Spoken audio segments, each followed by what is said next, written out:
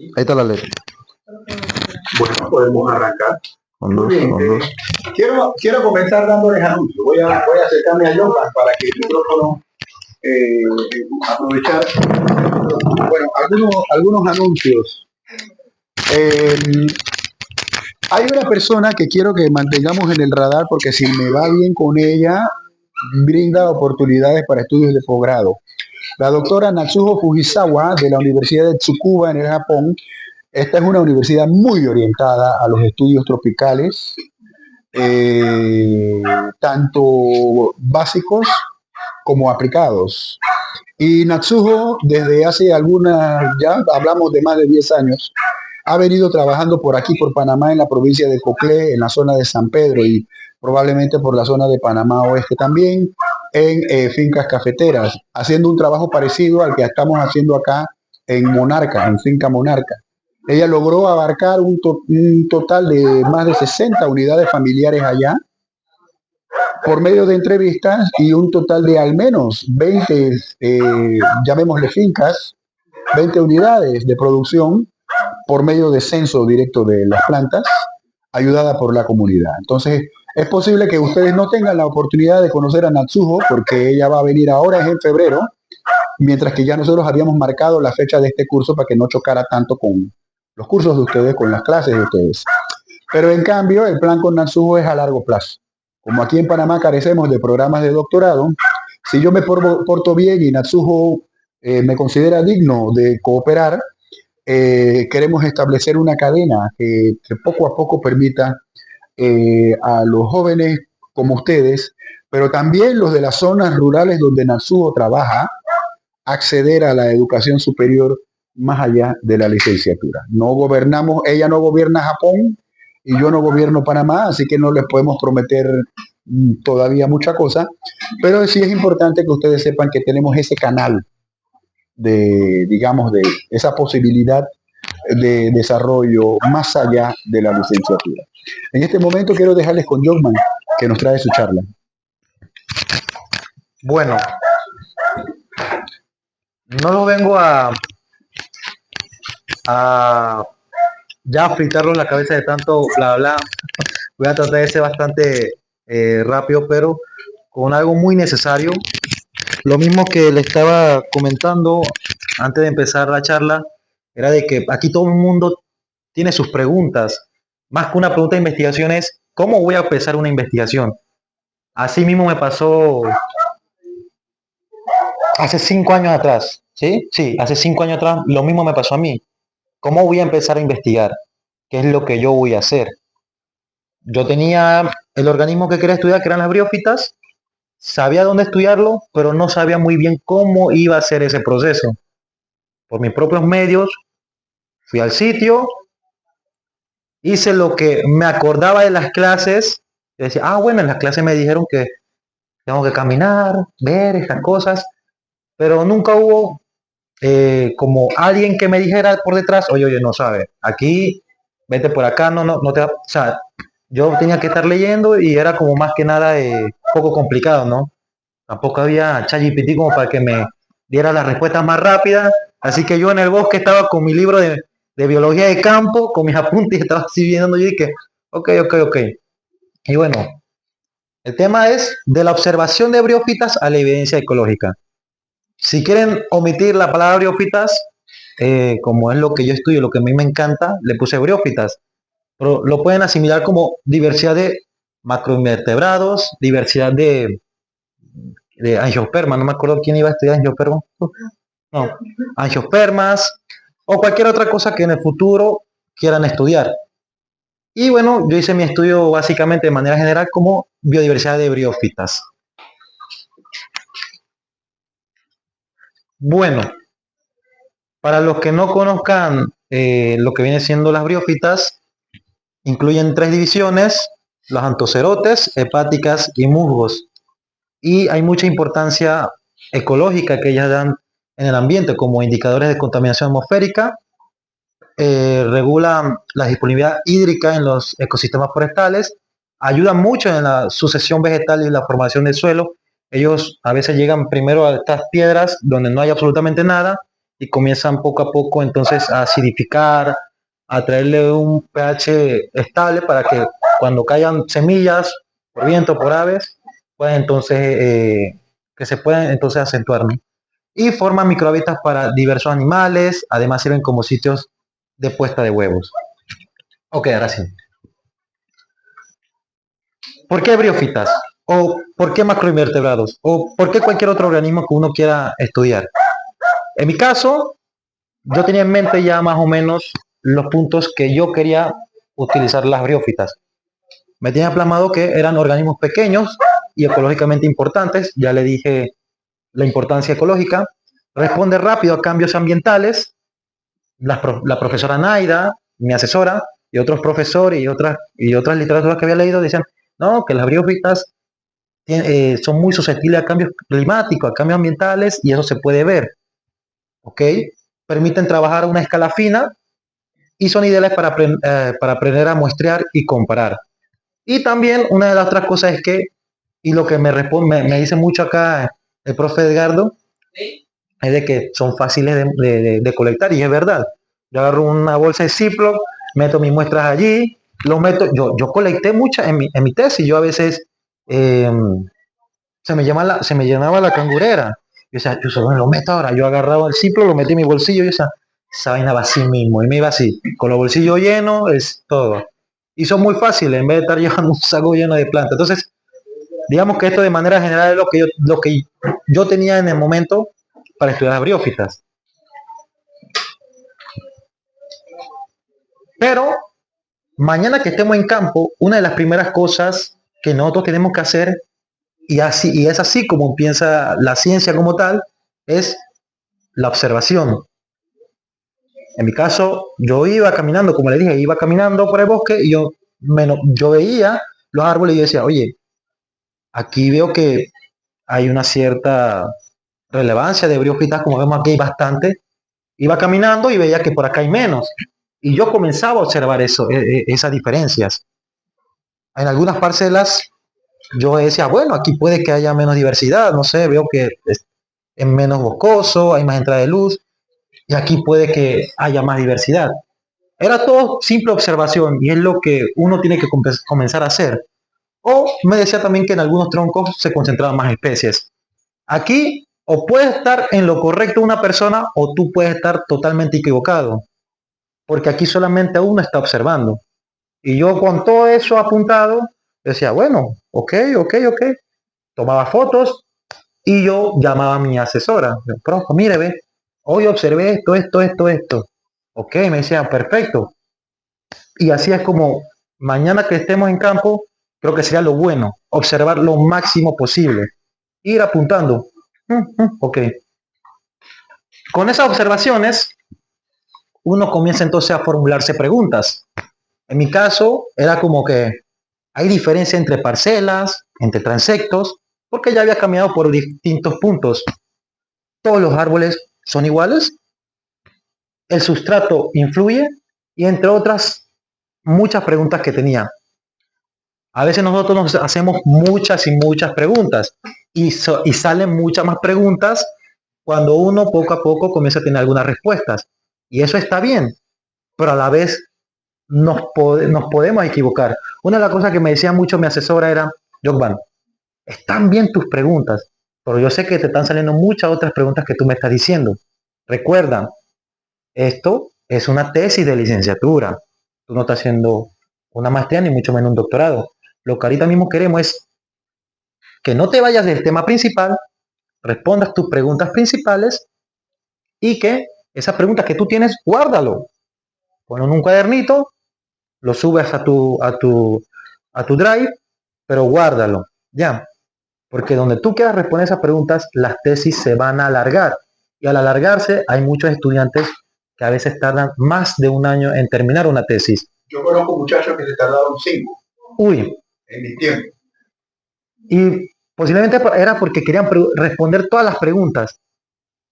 Y recordemos que estamos en un nivel en donde queremos optar por el título de licenciatura y ya con ese título se pueden hacer otras investigaciones.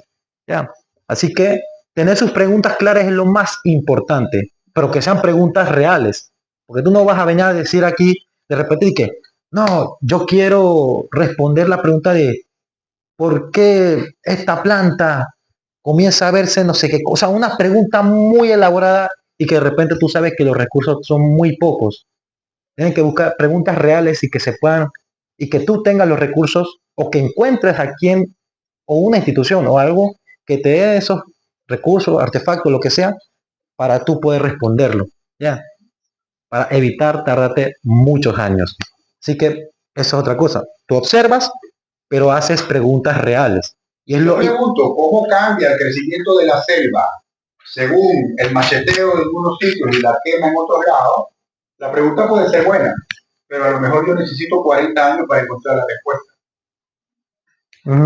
Y ahí toca pensar bastante, quedarnos con una taza de café y por lo menos decir, vamos a ver qué preguntas me hago. ¿Ya? Así que es bueno hacer muchas preguntas. Ojo, y tampoco no hay preguntas tontas, ¿no?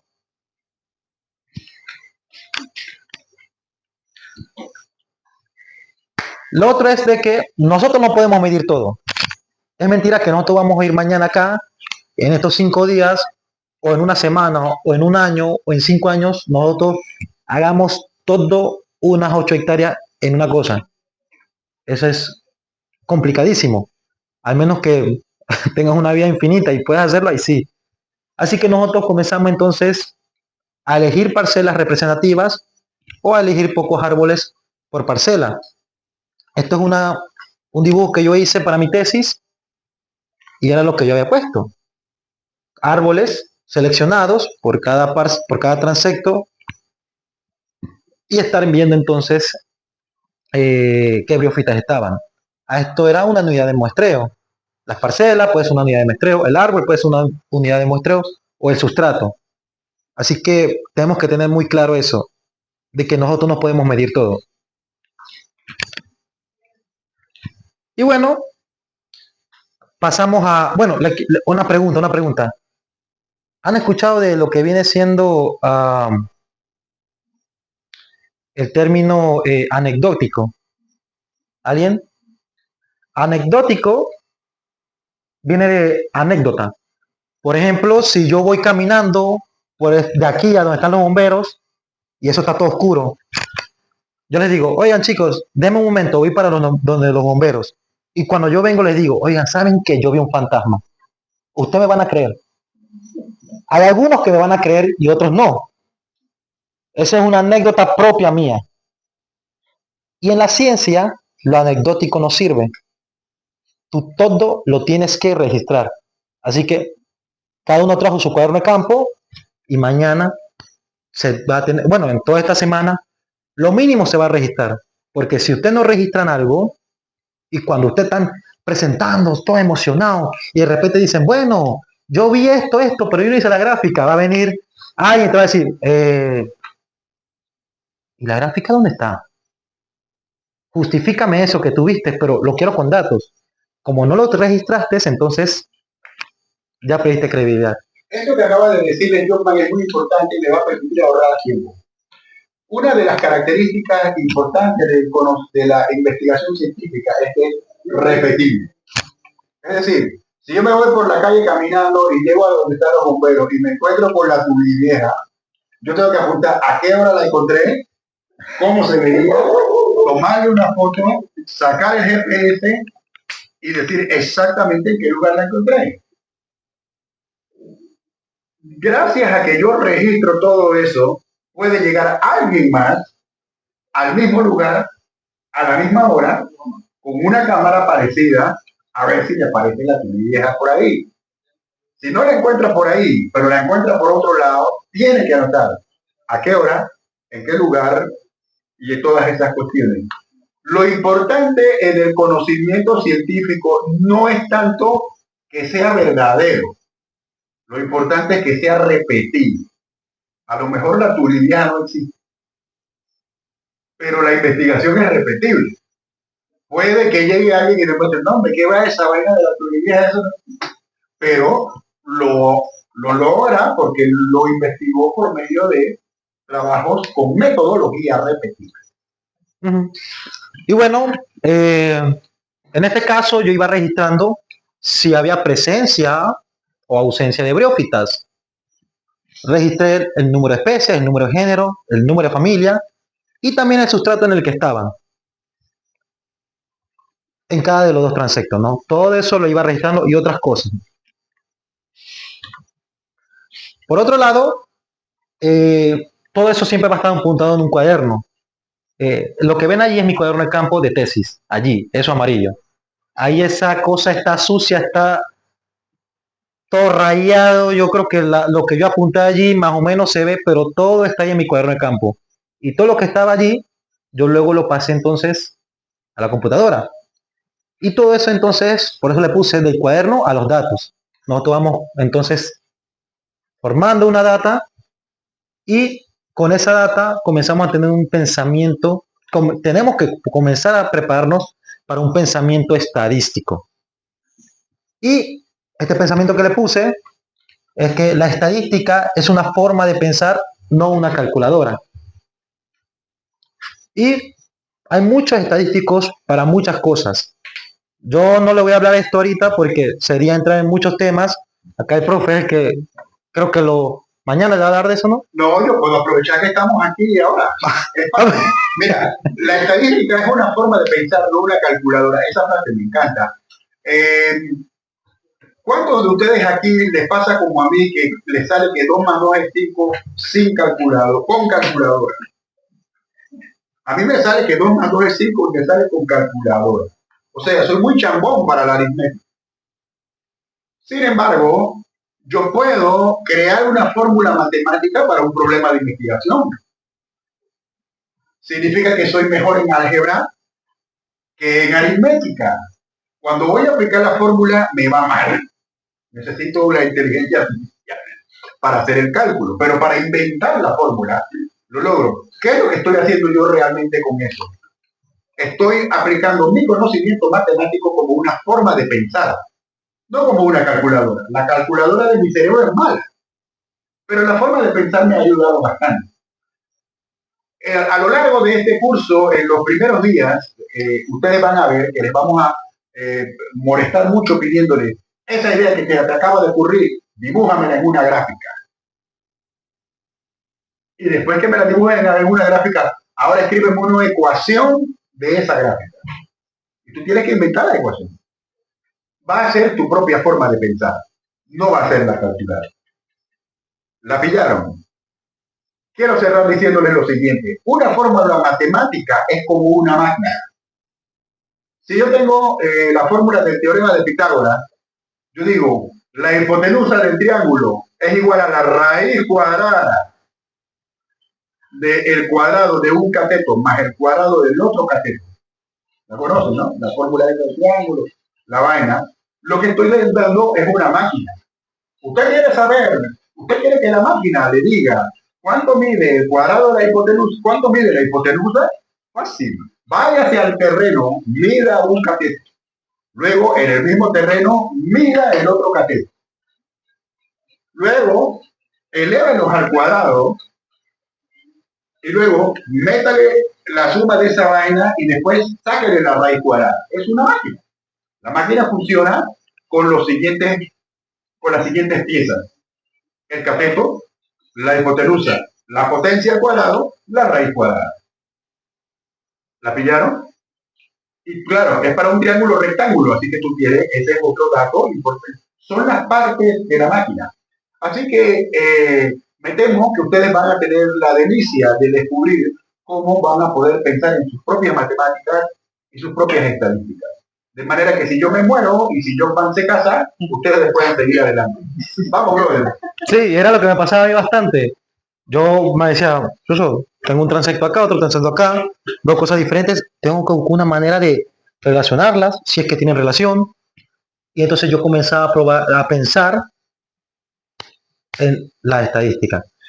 Bueno, aquí le traigo un poco de unos dos resultados. Este es uno, solamente para dar las ideas. Yo me decía a mí, esto es de mi tesis, bueno, transecto.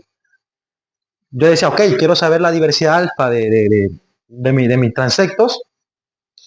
Y yo suponía, yo decía, bueno, si al principio de todo, yo antes de sacar todos estos resultados, yo me decía, bueno, ok, para mí que estoy en un sitio de tierra baja, según lo que yo he leído, es un sitio donde no hay mucha biodiversidad.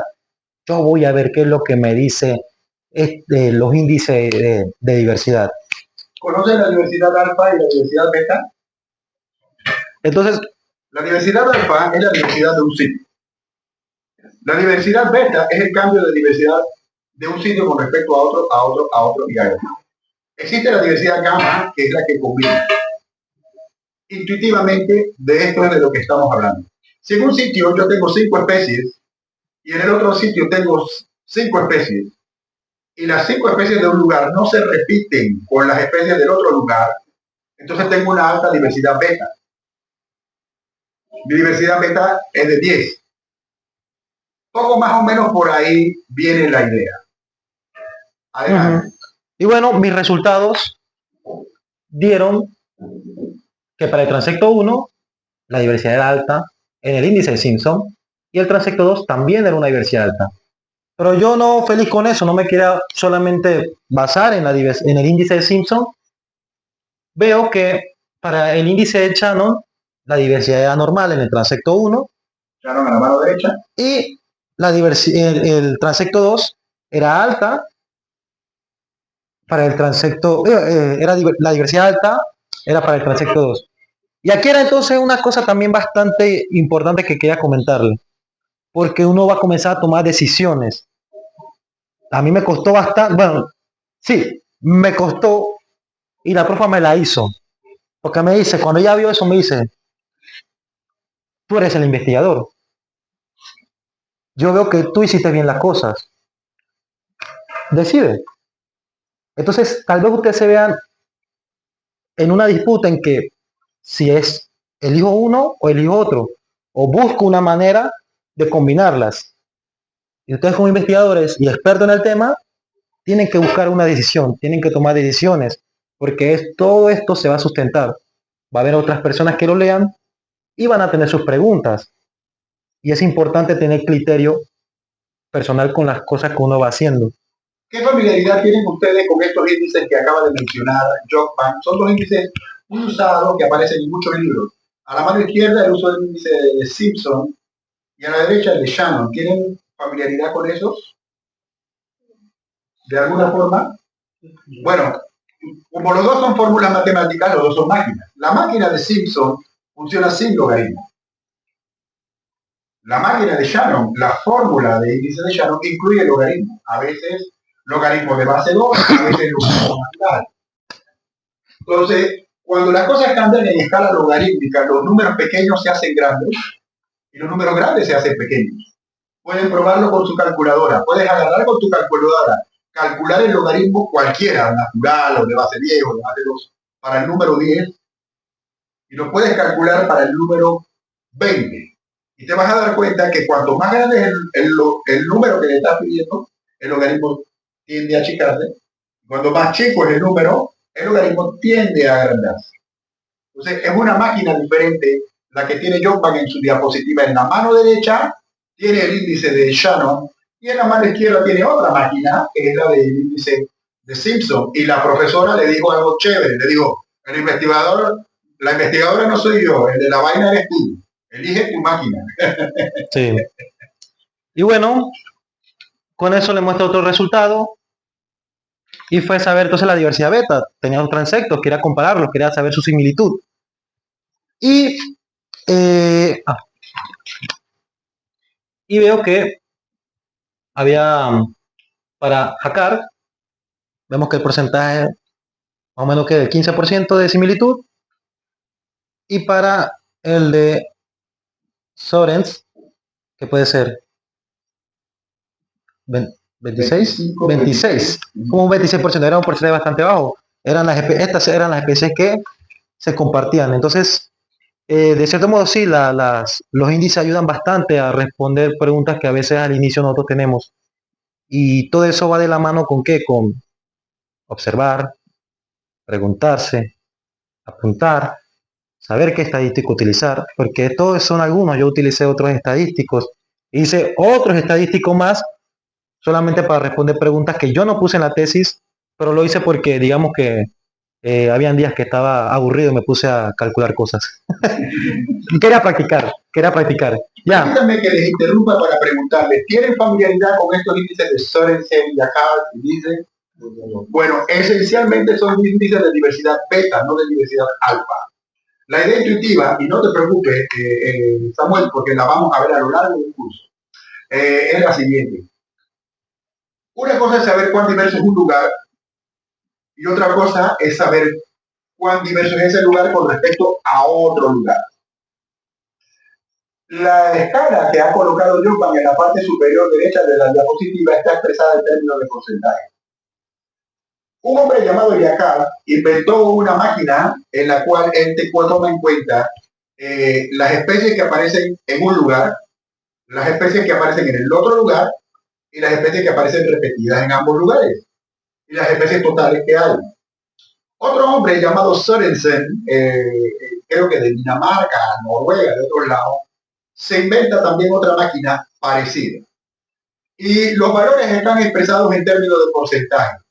Si el porcentaje que le resulta es alto, si el porcentaje es del 100%, entonces significa que las especies que aparecen en un lugar son exactamente las mismas que aparecen en el otro lugar. Significa que la diversidad beta es baja. En cambio, si el resultado es de 0, significa que las especies, si me miras para acá de nuevo, te ayuda. Significa que las especies de los conjuntos de datos están así que no se juntan. Significa que las especies que están en un lugar son 100% diferentes a las que están en el otro lugar. Entonces, valores bajos de los índices de Sorensen o de Yakar u otros indican que hay alta diversidad beta, cambio en un lugar con respecto a otro. Sí. Muchos campesinos con lo que juegan más es con la diversidad beta. A veces tú ves a un campesino que te combina en un mismo lote, te siembra varios rubros mezclados. Está aumentando la diversidad alfa del lote. Otras veces el campesino te pone caña por aquí, guandú por allá, frijol por allá. Él está ampliando la diversidad beta. Sí. Y bueno, esto va de la mano con, bueno, todo esto va de la mano con conexión con una tesis real, que es lo que todos queremos llegar acá a hacer, ¿no? Quieren tener su tesis, quieren conectar lo que vamos a ver mañana, conectarlo propiamente dicho con su tesis. Y bueno, así fue como yo empecé. El muestreo lo amplié, hice un análisis profundo y la lógica es la misma con lo que le estaba comentando. Bien. Tal vez todo sea como un proceso, pero vaya a un punto en el que ya sea más o menos como automático. Ok, pam, pam. Y bueno, aquí me ven tomando datos de campo y luego entonces ya en el laboratorio sacando un poquito de cálculo, viendo las muestras y todo demás. Y no se asusten cuando mandan sus anteproyectos y el profesor se lo va mandando para atrás, mandando para atrás, mandando para atrás. Eh, la verdad había más, pero ya no le iba a poner todas hasta llegar entonces a la redacción de la tesis final. Varias veces me lo mandaron para atrás. Cuenta veces te lo mandaron. Yo iba contando hasta que llegó un punto que yo me cansé y ya dejé de contarlo. Ya iba por la número 13 y yo dije, ay Dios, yo no voy a contar más esa vaina. Ya, pero entonces, pero todo es bueno, todo es bueno. Les ayuda bastante a ir afilando un poquito la redacción, le cuestionan el cálculo y todo eso conlleva entonces a que ustedes redacten su tesis. Espero que, de cierto modo, con lo que le he comentado ahorita, mañana tengan un poquito de idea de dónde empezar, ya, de cómo plantearse las ideas, de cómo hacerse las preguntas. Y pero mañana cuando estén en campo, si lo asimilan un poco con lo que le he dicho, yo creo que les puede ayudar. Y gracias por su atención entonces. Bueno, ¿Tienen preguntas para Jovan? no. Jovan, muchas gracias. Okay. Ha sido una presentación excelente.